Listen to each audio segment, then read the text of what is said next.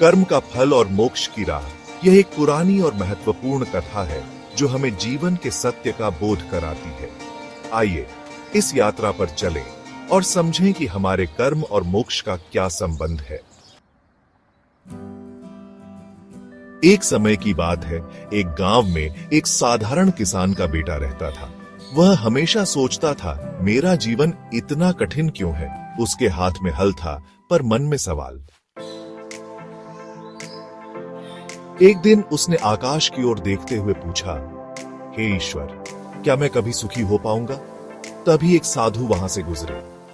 लड़के ने उनसे अपना सवाल पूछा। बेटा, सुख और दुख हमारे कर्मों का फल है। कर्म से ही मोक्ष का मार्ग बनता है। तुम जो बोगे वही पाओगे।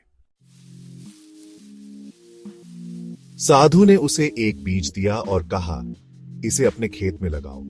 हर दिन इसे पानी देना और देखभाल करना। यह तुम्हारे जीवन का प्रतीक है। लड़के ने साधु की बात मानी। हर दिन मेहनत की। धीरे धीरे बीज अंकुरित हुआ और एक बड़ा पेड़ बन गया। उस पेड़ ने उसे फल और छाया दी।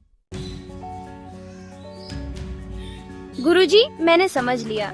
जीवन में कर्म ही सबसे बड़ा सत्य है। मैंने बीज लगाया, मेहनत की और फल पाया। सही कहा बेटा। जब कर्म पवित्र और निष्काम होते हैं, तभी मोक्ष की ओर बढ़ने का मार्ग खुलता है। कहानी का सार यही है, कर्म से ही मोक्ष का मार्ग है। हर दिन अपने कर्मों को सच्चे दिल से करो और जीवन को बेहतर बनाओ। कर्म से मोक्ष की ओर बढ़े। फॉलो @karma से moksha for more inspiring stories।